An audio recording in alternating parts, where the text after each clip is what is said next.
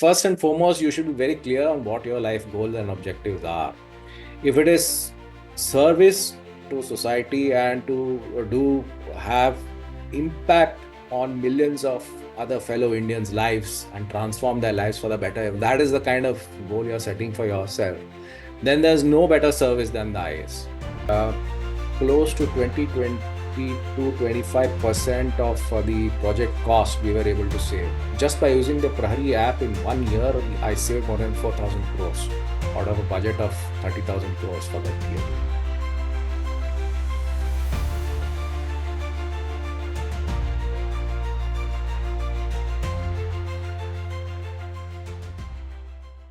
Good afternoon, everybody, and welcome to yet another episode of Business Networking with Vipul Bondal.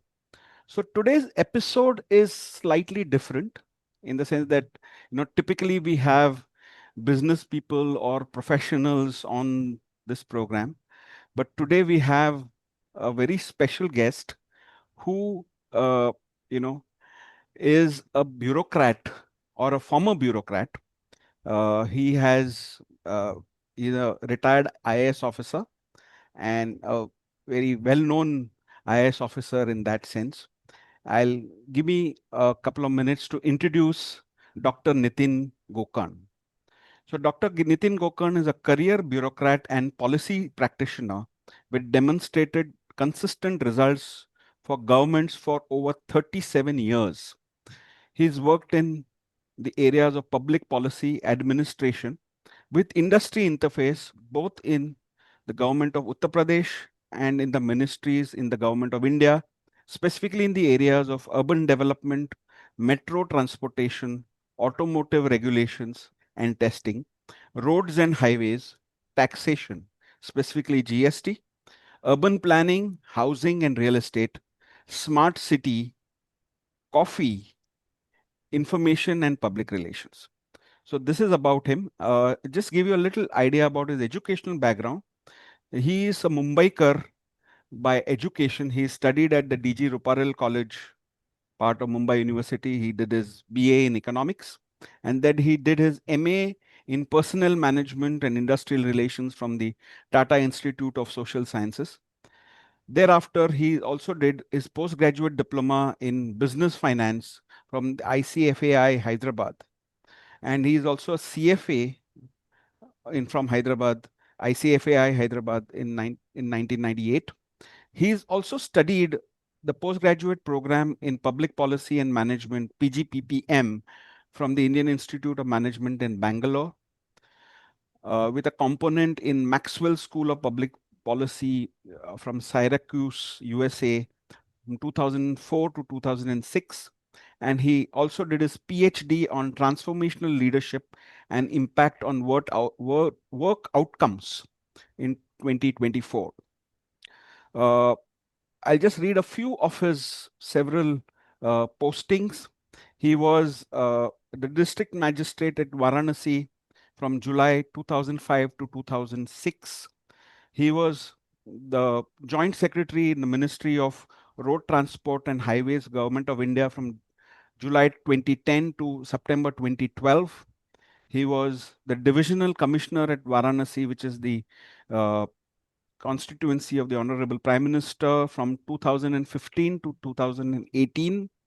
He was the principal secretary government of UP, the Housing and Urban Planning, and he was chairman of the IAS Vikas Parishad from April 2018 to June 2019, Principal Secretary Government of UP PWD, and Chairman of UPRNN, UP State Bridge Corporation, June 2019 to May 2022, and Additional Chief Secretary from 31st of March 2023, Principal Secretary Government of UP Housing and Urban Planning, with additional charge of State Tax Department, Chairman IAS Vikas Parishad from June 22 till September 2024. Welcome to the podcast, Dr. Nitin Gokarn. It's our privilege to have you on our show. Thank you so much. Thank you for inviting me to your podcast. So, you are rare change that we've made from our normal course of guests. We have a lot of entrepreneurs, professionals who normally come on our program, but we I wanted to have somebody like you to talk about the role of government, something that touches all our lives. And in that sense, you are an exception. And we are privileged to have a IAS officer like you on our program.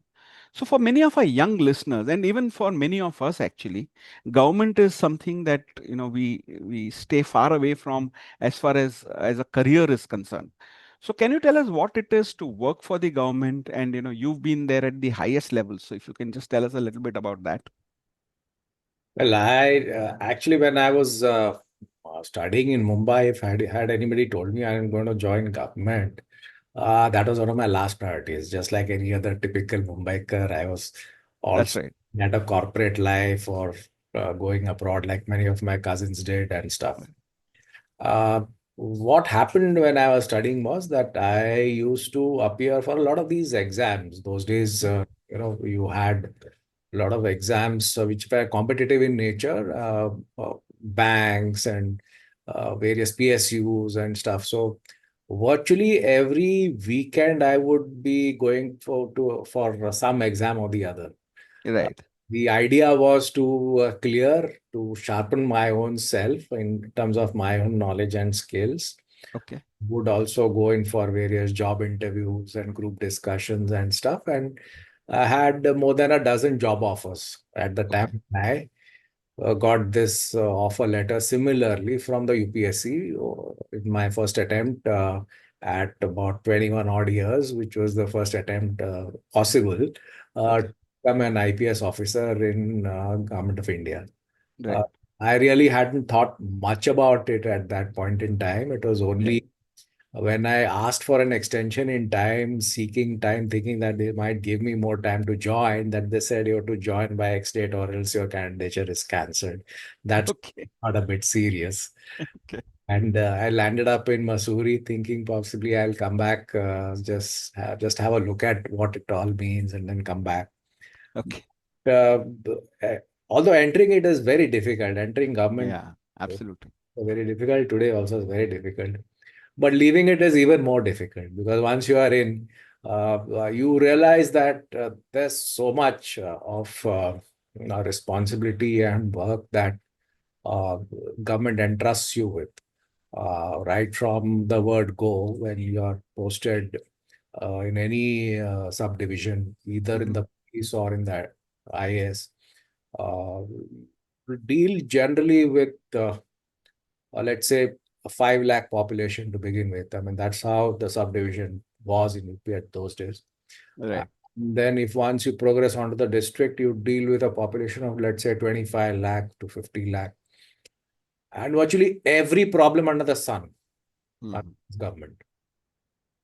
I mean, True. you are staying at your home, electricity, water supply, solid waste management, sewerage, drainage.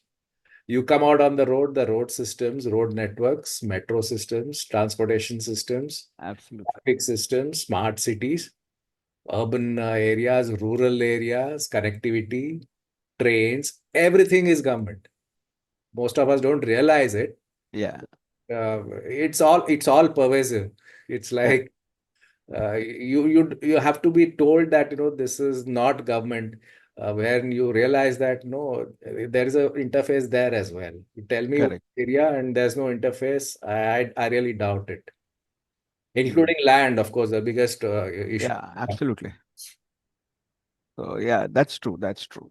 So how did you? I mean, how did you make? I mean, so is was it really by, as you mentioned, really by accident that you got select? I mean, when I mean accident, I mean you were not intending to join the government service when you appeared for your exams and all of that? I was a topper of my batch. Right, And topper in whatever I was studying, whether in economics or at IAS, I'm talking right. long margin at that. And my subject matter specialization, general knowledge, and all was really in those days at its highest. And I used to, as I call it, sharpen my saw every other exam that I undertook. So the idea was to, see what the possibilities are and where one would land up. Of Right. course, corporate job offers as well. I Correct. had a lot of corporate job offers, which in those days were giving 4x times what government was paying. Correct. So it was not for definitely not for the salary that one took. Yeah. Ultimately, the call was what is it that makes for a productive life? I mean, Right. how well do you lead your life, and Mm, how well do you when you hang your boots? How well do you think that you have contributed to society, to the state, to your community, and to people at large true in that. transforming, touching their lives and transforming it? Right. That was the opportunity That that was the government opportunity. gives you, which private sector concentrating only on profits may not necessarily give. True. That's absolutely true. I mean, I agree with you on that bit. Okay, so another question which came to my mind when I was reading your, your profile, and also when I was, studying about you, is why did you pick the state of Uttar Pradesh? Because, I mean, you're from Hubli, Karnataka, and also from Mumbai, where you have studied. So, one would have guessed that you would have taken either the Maharashtra cadre or, the job fit for Karnataka, or one of the southern states which would have been more comfortable for you in that sense. But why did you opt for UP? And UP at that point in time wasn't really the happening state that it is today. I mean, now you're one of the contributors to make it what it is, but I'm saying it wasn't that at that stage. And why did you opt for UP? Well, I was from the state of Maharashtra in terms of domicile.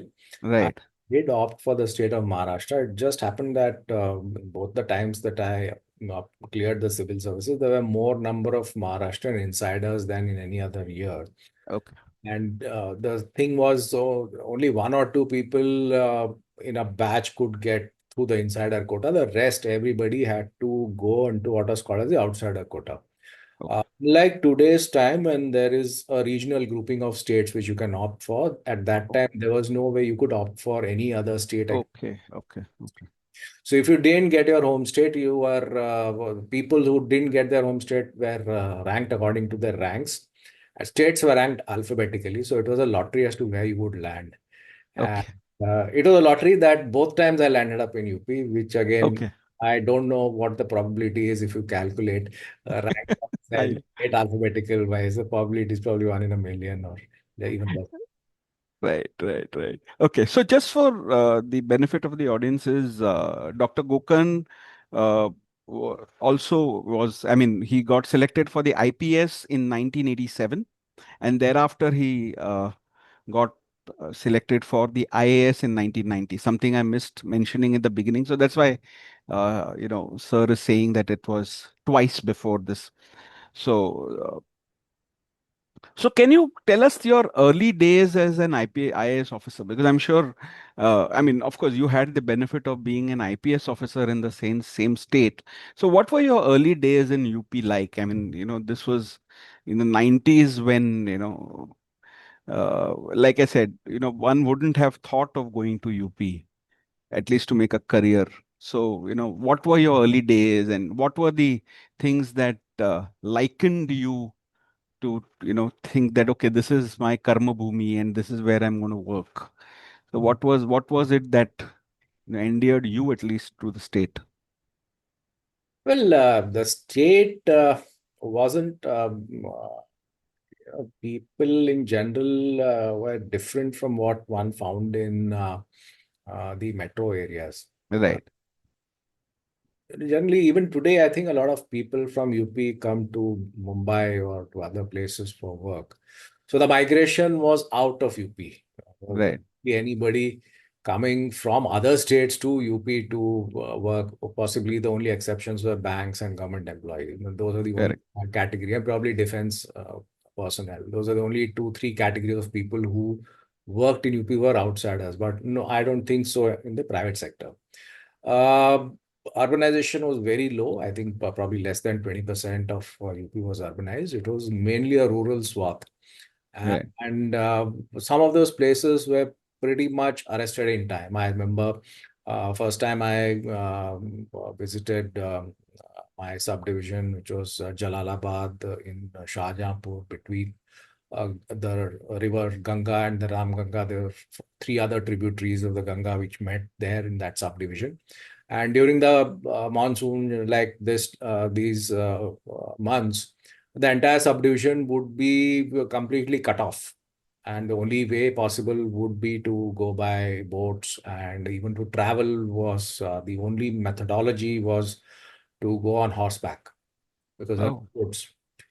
No, not even Kacha roads, it was just inundated areas, large swaths of it. And therefore, when I went there first time with my wife, we were near the Ramganga River, which was, I think, summer, almost February end time, beginning of summer. And we were traveling in an open jeep, open petrol jeep. Those days, subdivisional magistrates got jeeps. There were no question right, of the ambassador, because the ambassador only the district magistrate and the SP had. Uh, right. and no other official in the government had. Rest everyone had jeeps. So people, Jeeps. Okay. those who have not seen petrol jeeps, will be wondering what this is all about. But it was a nice place in hindsight. But on that particular evening, as we were approaching the Ramganga, we saw a cloud of sand coming towards us, and we kept quiet, and suddenly that cloud of sand emerged as we were coming towards it into more than a couple of dozen horsemen Okay. who could only see their eye slits, and the rest of all their thing was Face was covered. covered in white, and they were doing bareback riding. Every Oh, one of them had double barrel guns with cartridges, belts around both of them. And I said, "Welcome to the Wild Wild West." So that was UP. it was actually out of Sholay. Like, Yeah, almost like out of. I don't know whether you've seen that movie of Shashi Kapoor Yeah, and Kendall.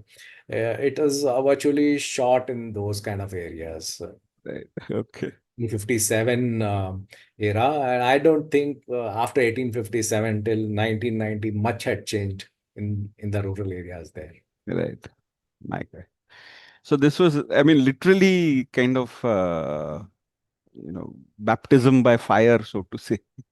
Yeah, I mean, I was specifically sent there by my district magistrate saying that, I need a young IAS officer to go there, because even a promotee IAS officer doesn't, a promotee local provincial civil service officer has never stayed there. So I want to demonstrate to the people that a direct IAS officer who's got nothing to do with the state can go and actually stay there and administer the area and Okay. show that it can be administered, because most people thought that it was an unadministrable area. Wow. Okay.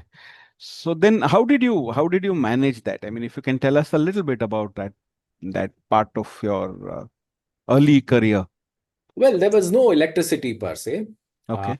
so the question of having a radio or a television set, or I mean, no mobiles, of course. Though that era was Of pre. course. No computers, of course. Yeah. The only thing you could have was typewriters. No English typewriters also anywhere, or everything Oh, was in Hindi. okay. It was like you were in a Hindi movie virtually. So, and you had to tour, and meet 400-500 people on a daily basis, hold court, and decide on revenue court matters.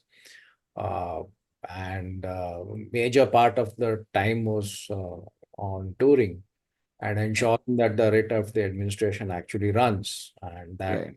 the type of people who were used to waywardness were brought under control. That was the whole agenda. Right.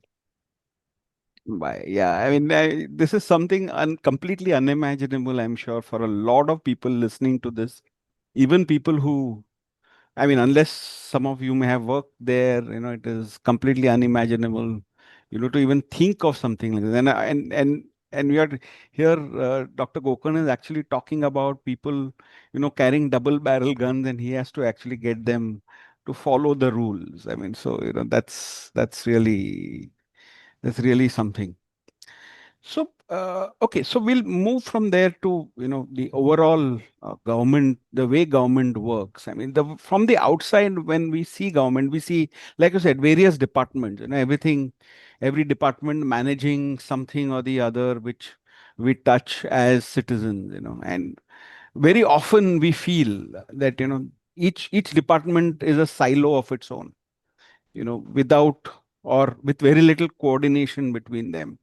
But in reality, does it happen like that? I mean, is it really that, each one is working in their silo with very little idea of what others are doing? The feeling is that because these departments are working differently from each other, things slow down, or, it leads to greater cost for things to happen. Could have happened earlier, but it's taken longer, I mean, is that true, or is just a uh, perception which is not true? See, the bureaucracy as such is divided into government departments. All of us are aware of it. Wherever you are in India, let's say, take the case of, let's say, Bangalore. Go to Bangalore, the BWSSB will not be talking to the BDA. BDA may not be talking to the local public works department. They may not be talking to the Bangalore Municipal Corporation. They may not be talking to the electricity department. They may not be talking to the telephone department. So every department works Has its as own. a silo. Right, They have their own chain of command. They have their own budgets. They have their own staff. They have their own hierarchy. right, All this is required because really, how does one implement it? It's only by way of an agency that you actually implement anything. right, So that is required. But what one doesn't realize is there are certain points of coordination that are right, also there in government, who are officials who are whose job is to also, while delivering in their own department, also coordinate with others. Like every, let's say, every PWD department in the state has a executive engineer in the district who coordinates with the local district magistrate for all public works department issues. right, Similarly, there is an electricity official who coordinates with the local district magistrate for all the issues pertaining to his or her department. So right, essentially, it's the role of the district magistrate as the representative of the government at the state in the district to coordinate across. At that time when I was DM, I had 52 departments. I mean, may I have increased it more even by as time has gone across. But you have to coordinate across 50 plus departments. So you should know the working, the inner dynamics, the budgets, the programs, the policies of every department, and also to coordinate where the interface is across departments. That's actually the challenge and job yeah. of what the district magistrate does. Okay. So at some level there is coordination, but by and large they work in silos. So that's what the No, well, there is a independence in terms of the departmental working. right, Like the DM won't, tell which officer is to work where. right, But given that there is an officer at X point and he coordinates with, let's say you have to, I'll just give you a small example. Let's say there are the sewerage department, the electricity department, telephone department, who are supposed to have their projects done on a particular road. yeah, So the digging of that road is what you see in the urban areas. It's khuda upar or khuda niche, as they call it. So everything is set up. So that digging and who will execute the work when and what is the window available by when each department is supposed to finish that work. That coordination is actually to be done by the DM or the DM. right, in the city. He goes there and he gives them the permission. Okay, that's how we used to perform. Varanasi and elsewhere, that we would give permissions to the department saying, okay, your starting time is X week, your ending time is Y week. These are the number of times this will be have to be repaired. Of course, unforeseen repairs do happen. Suddenly, a sewer burst, suddenly a water supply pipeline burst, which is an emergency work. But in terms of capex works, where you are actually looking at putting in a or an improvement in the trunk infrastructure, that is where it would actually be done. So every system has got, every state has got the this particular kind of a system. It's only that, how good the coordination actually is, and how good the execution is by the concerned department within that period of time through the contractors that they have on site. That is what actually if the coordination is not there, the contractor doesn't do the job within the stipulated time. All this kind of calculation goes awry. That's where the role of supervision comes in. Right. So that's how you kind of make sure that it works efficiently and effectively to make things, make the policies and uh, s- whatever you've set out to do, you want to make it complete. Absolutely, absolutely. Okay, so there's one question which I want to take. It's come from Kanchan Kaur Balani on the community. So the question here is, what one advice would you give to future government job aspirants for life and preparations as well? Well, first thing for any future government aspirant is, what is your life goal? You have to first define that. If your life goal is to, have a CTC kind of a thing and have a nice life, enjoy your life, enjoy family, don't come to the IAS or the IPS. Because here what happens is, when everybody else is enjoying their Diwali or Christmas or New Year, you are actually on work. Yeah.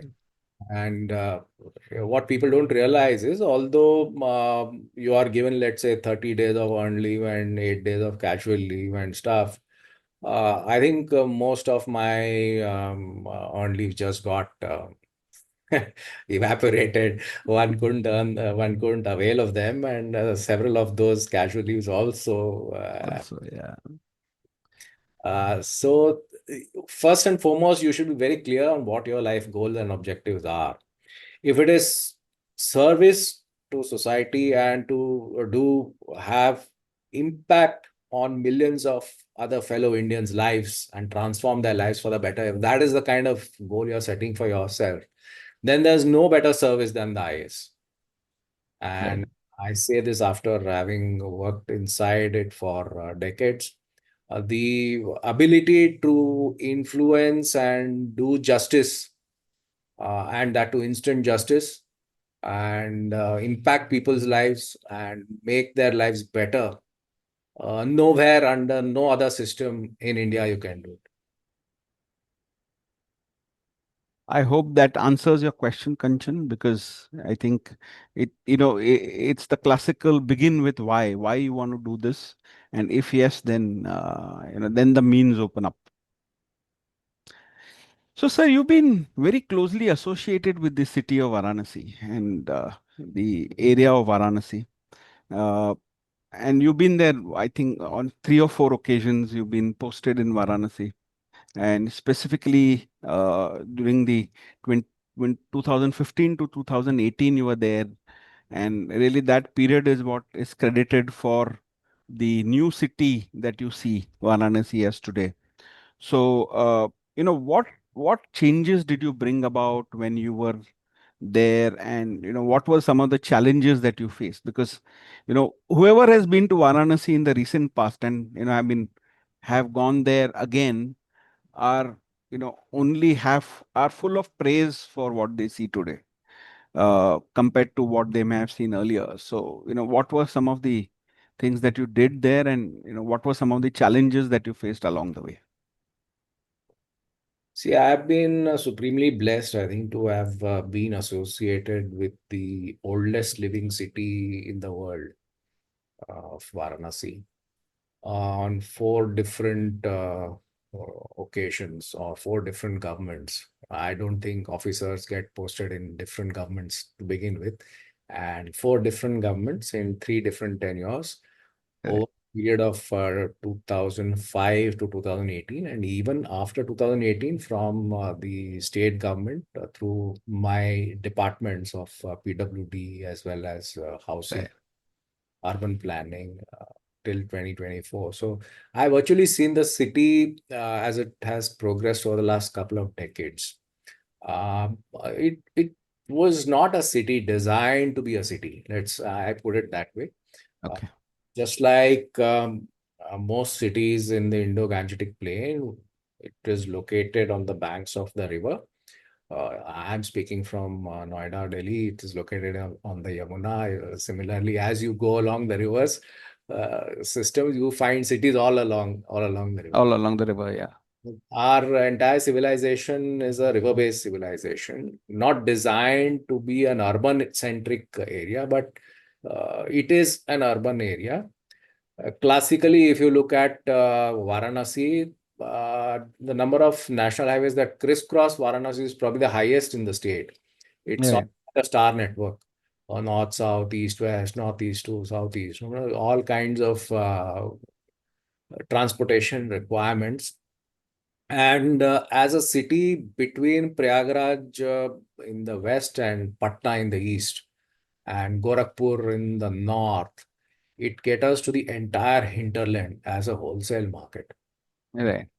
Goods, for textiles, for pharma, for all kinds of stuff. And you have a floating population of close to 4 to 5 lakh of people who enter into the city only for doing business. I'm not talking of the Right. religious aspect at all. So Right. there's always been a place which is alive 24 by 7. A city Right. sleeps, unlike it's almost similar to Mumbai. Mumbai sleeps for a couple of hours at least. This Yeah. They doesn't sleep at all. so it has its own challenges because when I joined in 2004, there was no flyover, there was no hardly any ROBs, Mm. and the train system actually cut the city into two, and it had only two entry and exit points towards both sides of the city. The only breather that was there was the bypass that had been built, but obviously it was a city which was pretty dense, growing upon each other. Hardly any transportation systems, hardly any urban planning, no solid waste disposal system. Just matter. Sewerage went open into the Ganga, the Varuna, and to the sea. Hardly 10% of the sewerage treatment capacity existed, and no solid waste management. Uh, At all. Yeah. one of the most dirtiest cities that I rank that and my Firozabad posting as two of the most dirtiest cities that I've had the interface to begin with and then transform it to where Right. it is today. So it had problems of all kinds to begin with, Right. but it took a lot of planning and all kinds of issues in terms of availability of land because one has to realize that Kashi or Varanasi is located in the eastern UP area, which in any case is dense in terms of population per Right. compared to, let's say, Bundelkhand or even Western UP. Yeah. And land holdings are also pretty small, fragmented with number of people in each land holding. So Right. any project you require land, and when the minute you start talking of land, land is not available. The Correct. government lands are all gone, either with institutions or just not simply available. So these are the challenges that one faced when one started planning and doing. And I'm Yeah. happy that I've been part of the growth story of Varanasi. And most of the projects that you see today on ground, except for three or four of them, have all been planned and at least executed to begin with or awarded in terms of contracts by me. I was also part of uh, the Ministry of Urban Development when I went for Yeah. Delhi. So from that was my first tenure as after being divisional commissioner in 2007-8. I went to Delhi, and it was as the director of the Jawaharlal Nehru Urban Renewal Mission. Where Right. I was able to give more than 3,000 crores for the first time. I'm talking 2008. Hmm. Urban infrastructure for water supply, for sanitation, for solid waste management and sewerage systems. And most of those projects continued in the Amrit regime as well. And Hmm. that's where the transformation of Varanasi happened into its cleanliness and cleaning. Of course, a lot Right. still remains to be done. Uh, Yeah. by no means, by no stretch of imagination, I can claim that no everything that was planned has been executed completely. We are on that track. We've probably done about 65-70%. I think about 30-35% work more needs to be done so that the river Ganga gets cleaner. Cleaned up. You can actually start utilizing it. We are there, but not quite there. Okay. Yeah. There's a question from Anjali Singh. So I think that question is very, very related to what you just said. So can you share one decision you made that you feel had a big, big impact on people's lives? So maybe you might want to share something that you did in this tenure that you think had a big impact on people's lives. Well, let's say I'll give just one example. When I joined in 2005 in Varanasi, Right. the ghats of Varanasi were full of people who were washing clothes, Right. and clothes would be dried up all along the ghats. Right. They had been doing it traditionally for centuries. Yeah.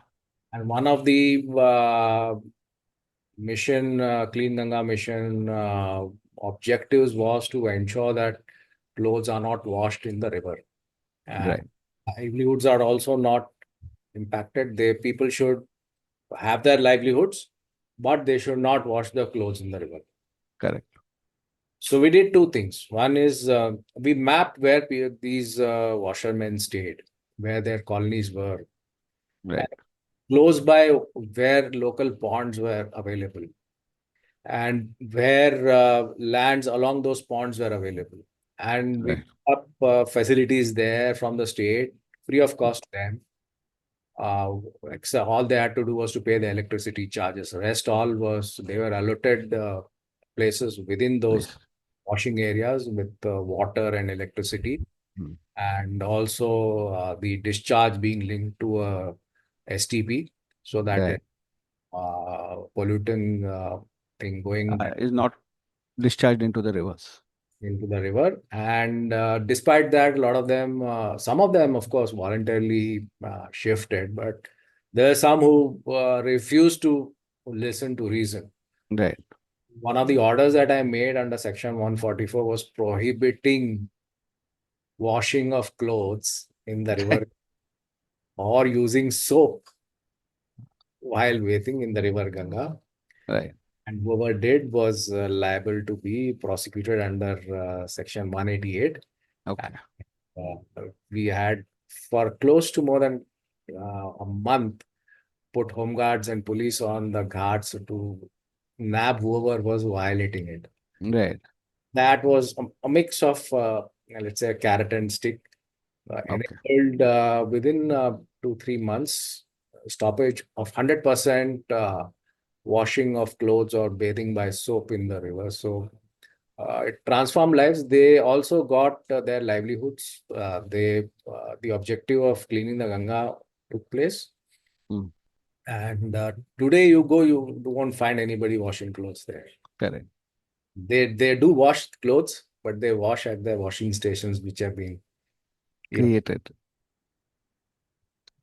Okay. So this is one question which, I wanted to ask you, like I said at the beginning when we were chatting offline, I mentioned, because if I don't ask you this question, nobody's going to pardon me. The typical thinking is that, it's very difficult to work with politicians. That's the general feeling that people have. But as a bureaucrat, you have to always deal with politicians. Like you said, worked with three different governments in a short span of some 4 years' time. So, how do you deal with politicians? Is there a way you work with them? What is the approach that you take? I mean, as a general rule, I'm sure there is, depends on person to person, but I'm saying as a general rule, how do you approach working with politicians? I think just as you evaluate politicians, the politicians also evaluate the bureaucrats. Okay. Probably have more knowledge about the bureaucrat. And as I say, in UP, whoever has worked in UP for at least a minimum of 4 to 5 years, the politician knows everything about the style of working, and right down to how he treats his subordinates, to how he treats his colleagues. Everything that is there to know about the bureaucrat is known to the politician. The politician is, of course, at a higher pedestal. There's no doubt about it, and no bureaucrat should ever have a doubt that he rules over the politician. That never happens. Right.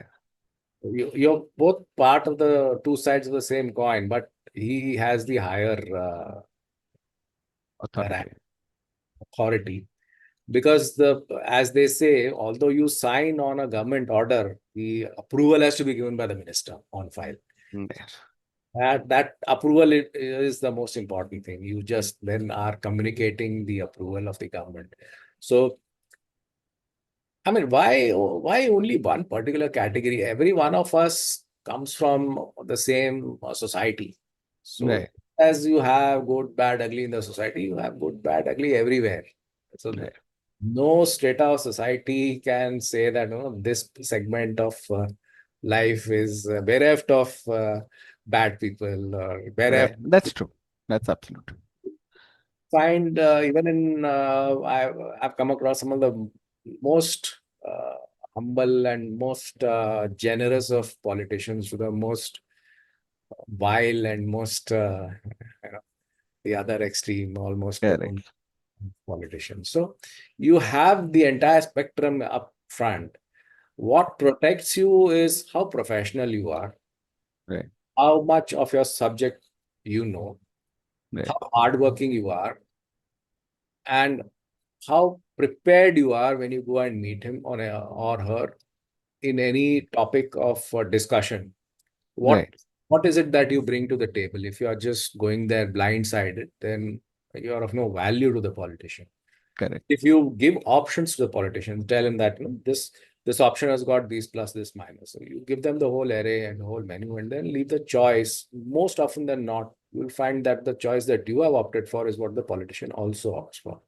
Right. So it's blaming anybody is, I think, being very short-sighted. But Correct. of course, you have people who in the politicians also who are don't value advice and who would say that I know better than you. That those kinds also exist, Exist. and you have to take that in your stride. Right. Another question which I can say is almost like a compulsory question is the fact that, Varanasi happens to be the constituency of our Honorable Prime Minister.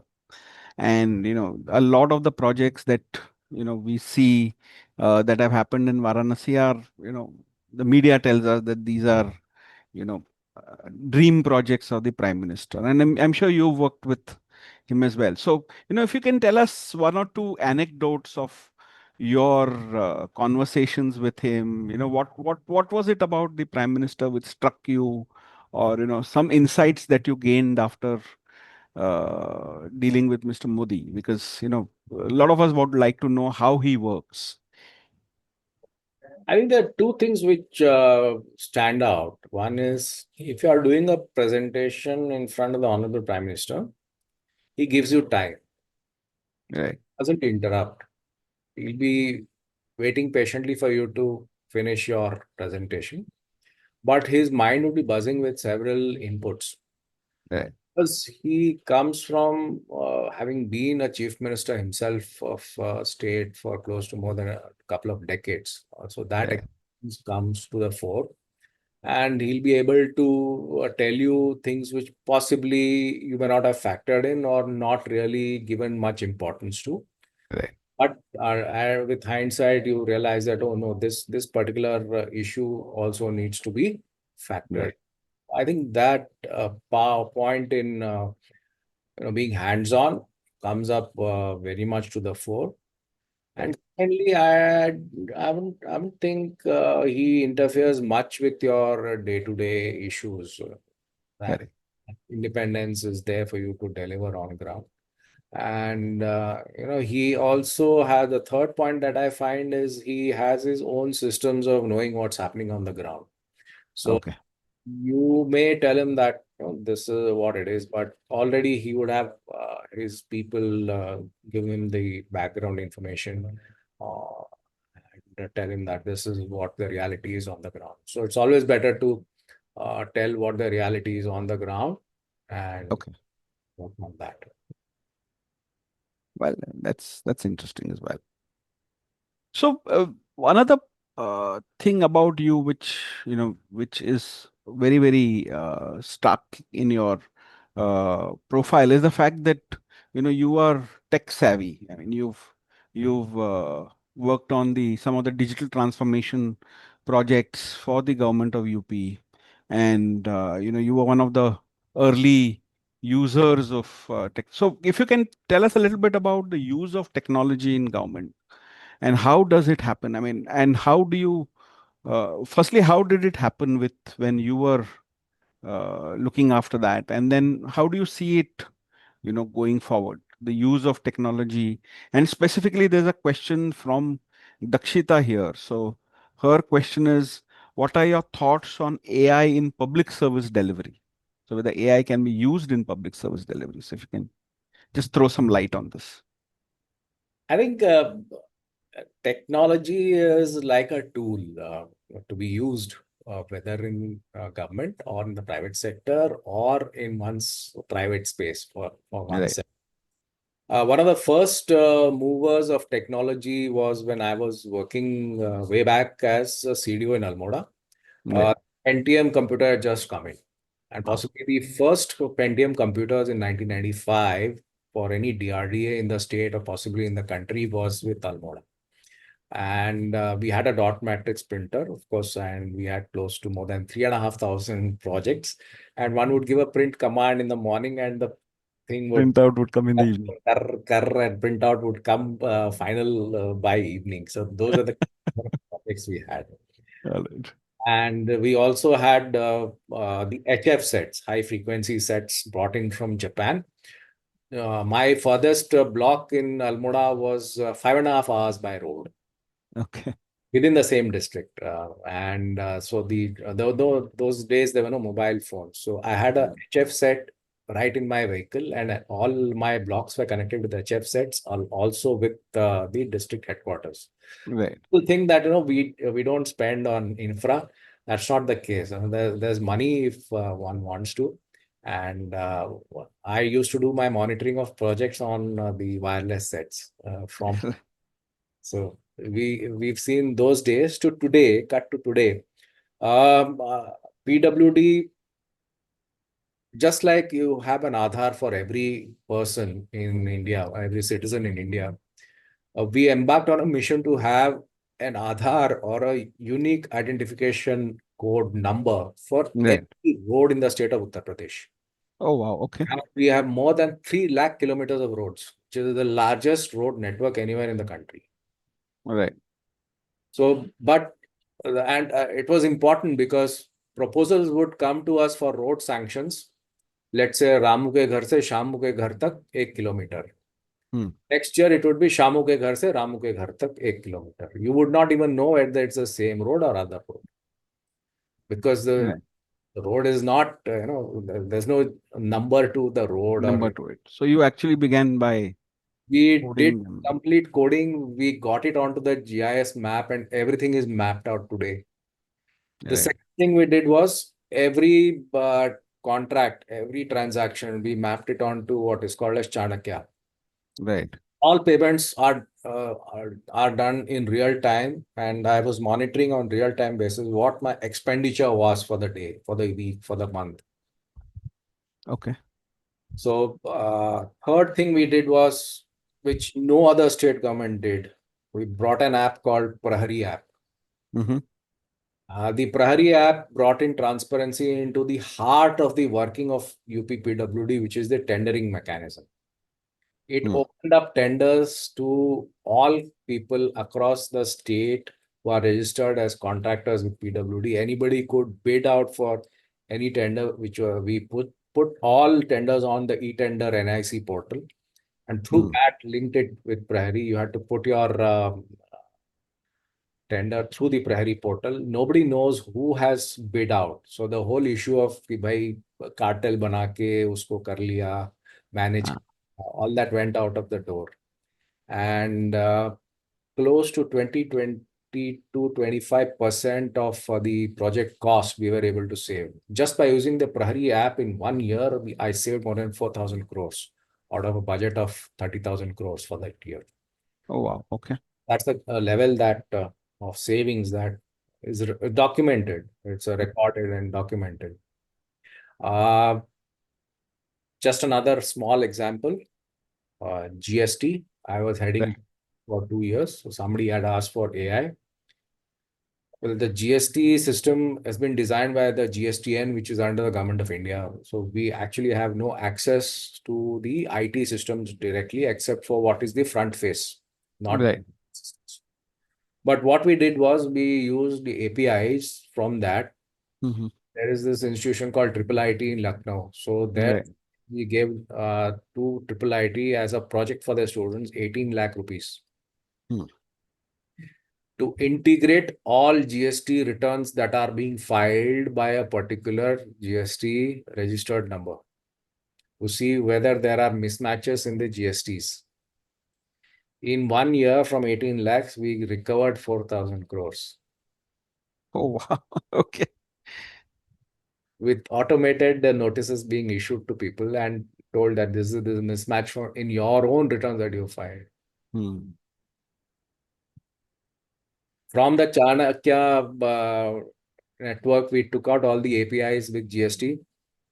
People who are paid by UPPWD, the GST to be deposited, and those contractors who are not deposited were identified. Annually, more than 3,500 crores came into the state kitties because GST taxes were being paid by PWD to the contractor, but they were not depositing it. Right. So Still this is all power of AI and technology. AI. And it multiplies manifold in government because your initial investment is very small, but the Right. returns several times. So after about what? I mean, almost 37, 38 years you were with the government. And now you have retired from the civil service, but I'm sure you're not retired from public life as such. So what is it that you do today, sir? I write. I am an author of 5 books. Uh, Right. I'm currently writing working on 2 other manuscripts. I have opened my own consultancy, so I do consultancies to corporates and governments and stuff. Okay. So if you can tell us a little bit about this book, Gokarn Across Bharat. So that's a fascinating book, which I've had a opportunity to read a little bit. I've not read the whole book yet, but I've had an opportunity to read a little bit. Can you tell us about this? What is the message that you would like to, uh, you know, give us through this book that you've written, Gokarn Across Bharat? It is, I think, the interconnectedness of an individual with a particular sacred geography that Right, was from, and the sacred geographies spread across various nodes right, in this ancient Bharatvarsh.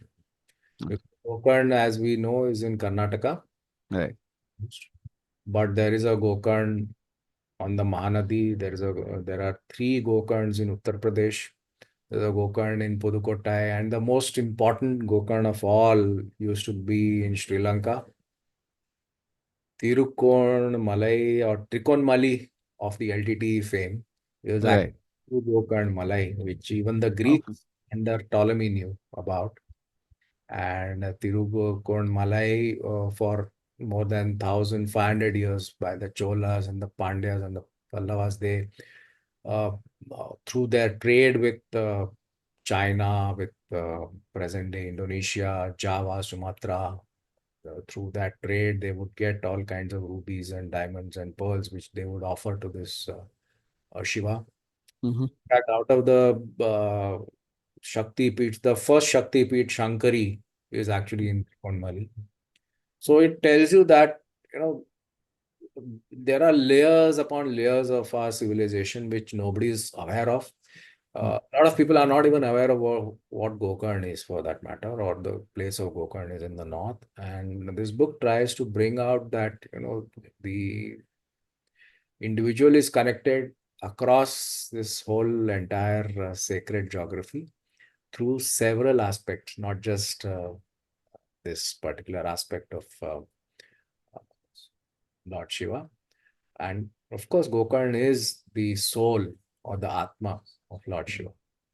Right. Those who don't know what Gokarn means, Okay. Atma, Thank you.